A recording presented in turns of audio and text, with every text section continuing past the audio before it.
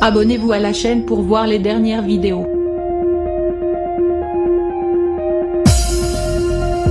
Le 2020 Euro a été un grand moment de déception pour l'équipe de France de football et ses supporters.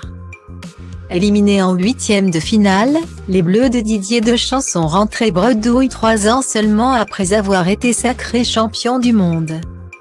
Une compétition internationale qui a laissé des traces dans l'esprit du jeune Kylian Mbappé.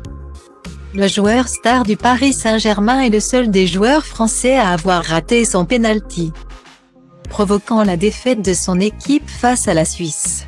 Un moment qui l'a affaibli moralement. Sa mère a donc pris une décision radicale.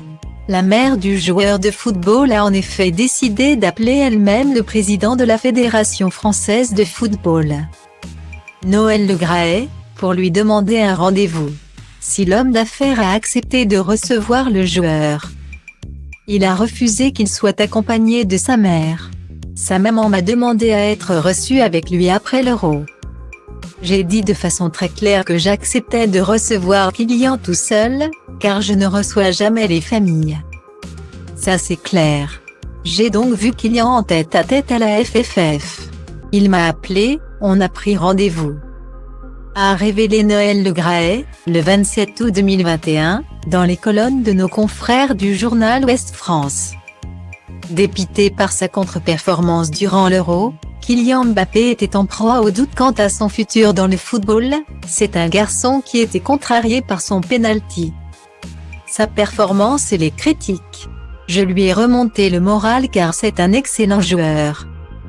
Un talent français extraordinaire qu'on ne peut pas juger sur un penalty raté.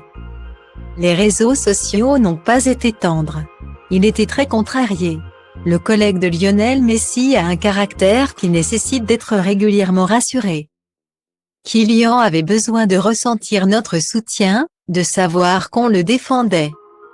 Je crois que c'est un garçon qui a besoin d'amour, a analysé le président de la Fédération française du football.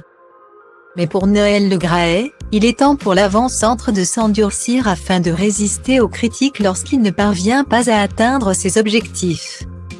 C'est un garçon bien élevé que j'ai vu grandir. Aujourd'hui, ce n'est plus un gamin. Il n'a plus 18 ans mais bientôt 23. Il a une personnalité forte.